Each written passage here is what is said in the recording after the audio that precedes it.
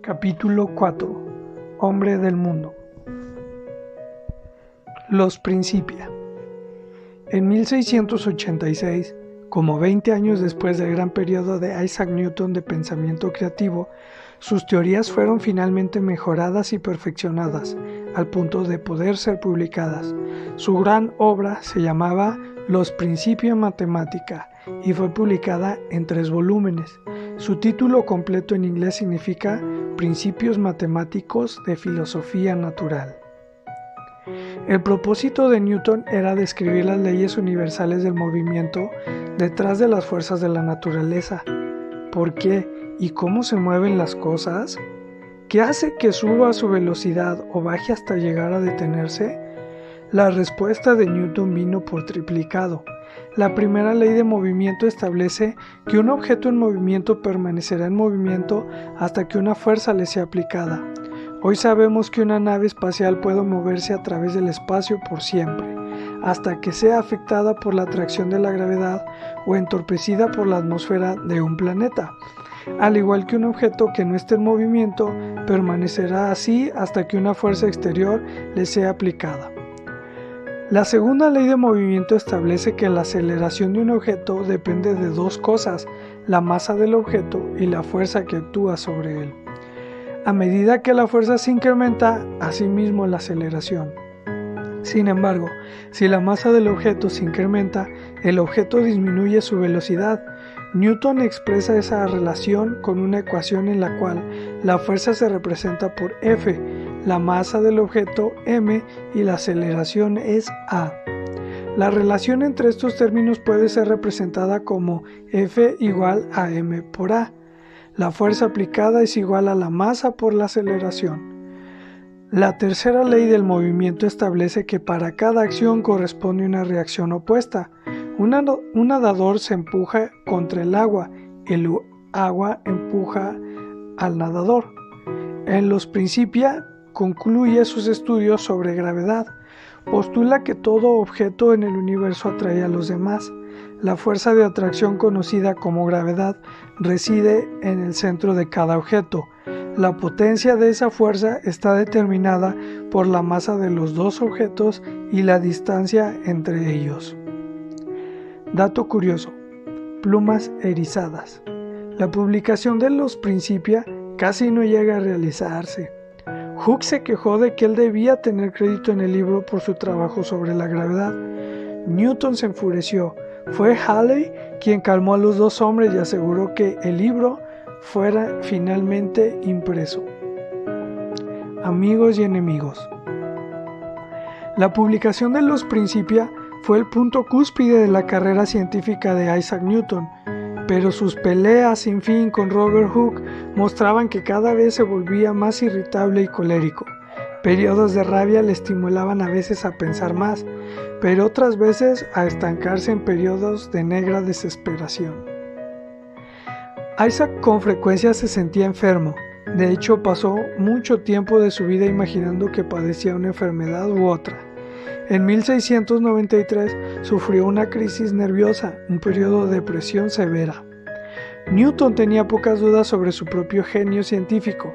De hecho, con frecuencia se mostraba arrogante. Sin embargo, siempre estaba nervioso de que sus puntos de vista sobre la religión y la alquimia fueran descubiertos. Quizá el problema era aún más profundo. Algo había carcomido la felicidad interna de Isaac y su seguridad desde que era niño. Siempre estaba presto a tomar una ofensa. El ayudante de Isaac, Humphrey Newton, sin relación con parentesco, quien fuera contratado en 1684, decía que él solo vio a su patrón reír una vez y que fue acerca de la geometría. Isaac Newton tenía algunos aliados que le ayudaban a través de los periodos difíciles. John Locke, el gran filósofo inglés 1632-1704, admirado por los métodos científicos de Newton, se hizo su amigo. Samuel Pepys, 1633-1703, era otro de ellos. Presidente de la Royal Society por un tiempo, Pepys es ahora más famoso por sus diarios secretos sobre la vida en Londres en los años 1660. El gran arquitecto Christopher Wren, 1632-1723, conoció también a Newton y era una figura importante en la Royal Society. Vida en Londres. En el siglo XVII, la Universidad de Cambridge era considerada una institución tan importante que enviaba a su propio representante al Parlamento británico en Londres. En 1689, Isaac Newton fue electo para ser ese miembro del Parlamento. Newton sirvió como miembro del Parlamento por un año. Reportaba a Cambridge, pero no pronunció discursos en el Parlamento. El nuevo puesto en realidad significó que ahora debía pasar mucho más tiempo en Londres. Estimulado por sus amigos como Locke, empezó a hacer útiles contactos sociales. Pronto se convirtió en una celebridad en los círculos de moda, y lo más notable fue que se dio cuenta que le gustaba. En 1689 fue invitado a cenar con el rey Guillermo III. Fue amigo de gente poderosa de la corte real, como Charles Mordaunt, conde de Monmouth, y de Sir Francis y Lady Masham. Charles Montagu, quien había estado en la universidad con Isaac, controlaba ahora las finanzas de la nación como ministro de Hacienda. En marzo de 1696, Isaac Newton fue nombrado guardián de la Casa Real de la Moneda, donde se acuñaban las monedas. No se esperaba que realizara un gran trabajo, más bien el cargo tenía la intención de otorgar un favor o un honor personal. Sin embargo, Newton tomó el trabajo muy en serio y se encargó de la introducción de nuevas monedas, diseñadas para ser difíciles de forjar o de falsificar que las antiguas.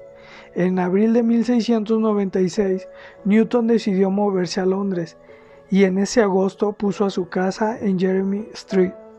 Catherine Barton, hija de su media hermana, se mudó con él para ser su ama de llaves, aunque Newton todavía era profesor de la cátedra lucasiana de Cambridge.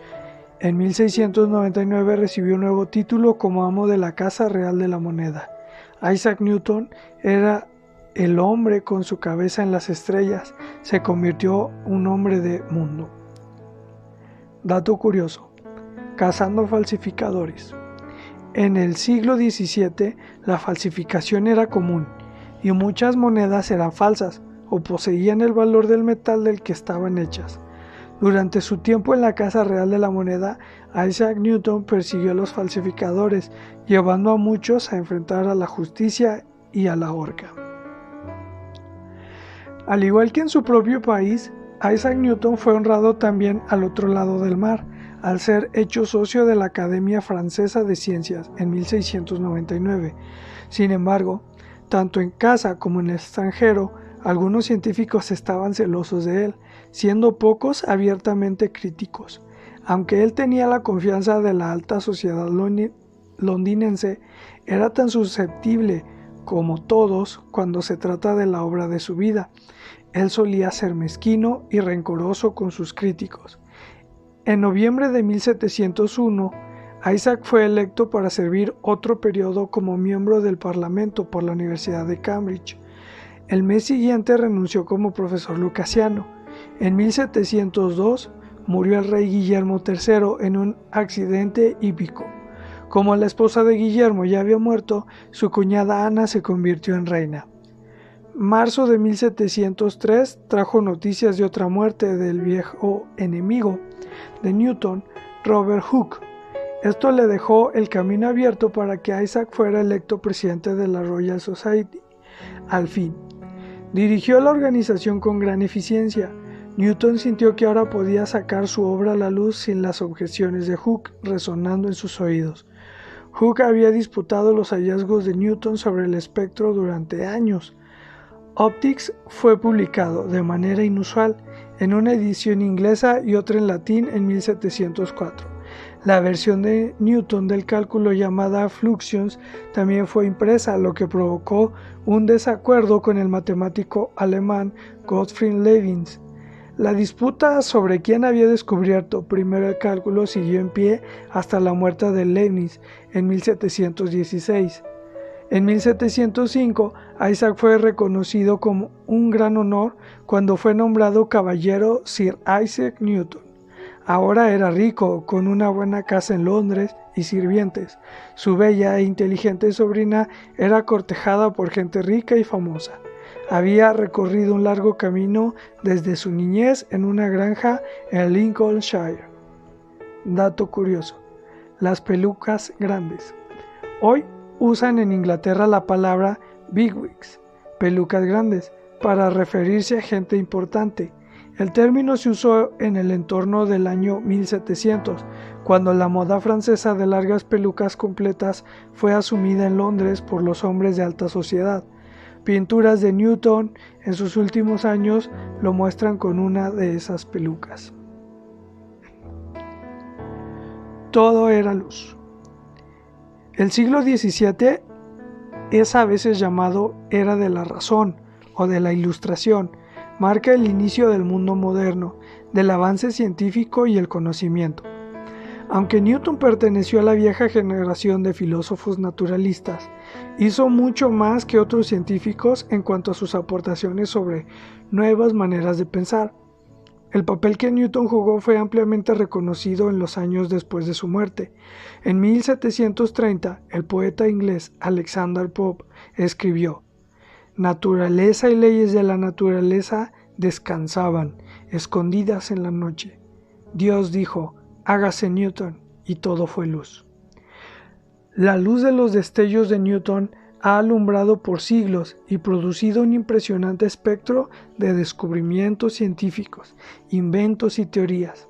Newton todavía es honrado de muchas maneras.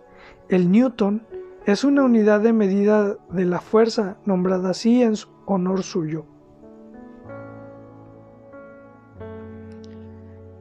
Activo hasta el final. A medida que envejecía, Isaac pasaba su tiempo leyendo historia antigua y la Biblia. Estaba tratando de desarrollar una escala de la historia humana, pero demostró ser una tarea demasiado grande. A pesar de su mala salud, continuó cumpliendo con sus obligaciones públicas. En Londres, la charla por aquellos días era sobre política y dinero. Isaac era bastante rico y con frecuencia mostraba su generosidad hacia sus parientes. En la gran crisis económica de 1720, conocida como la burbuja del Mar del Sur, Newton perdió alrededor de 20,000 libras, poco más de 40 millones de pesos mexicanos actuales, una gran fortuna de aquellos tiempos, y a pesar de eso, siguió siendo bastante rico. Decía que podía calcular el movimiento de cuerpos pesados, pero no la locura de la gente cuando se trata de cosas de dinero. En 1725, John Conduit, quien se casó con la sobrina de Isaac, Catherine, comenzó a escribir las memorias de Isaac. Tenía 82 años de edad. Por aquellos tiempos, la salud de Isaac empezó a decaer. Sufría toda clase de achaques, incluyendo piedras en los riñones, gota y neumonitis. Comía poco, generalmente solo caldos, y a veces tenía que usar silla de ruedas. A inicios de 1727, Isaac quemó muchos de sus papeles personales, alerta de que no viviría mucho tiempo más. Estos papeles pueden haber sido notas sobre alquimia o material acerca de su vida privada. Newton era un hombre muy reservado.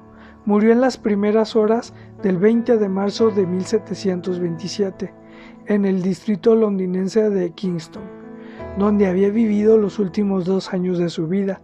El 28 de marzo, el cuerpo de Newton descansaba en la abadía de Westminster, un honor otorgado solo a quienes son considerados de gran importancia. En su funeral, el 4 de abril, el ataúd fue cargado por duques y condes y seguido a la tumba por miembros de la Royal Society.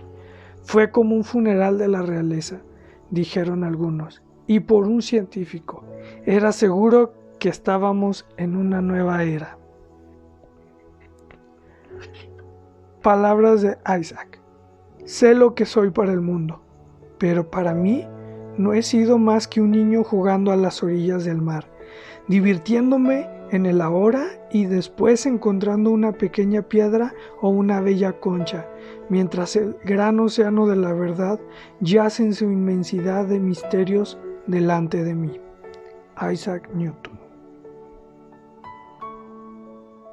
Fin del capítulo 4.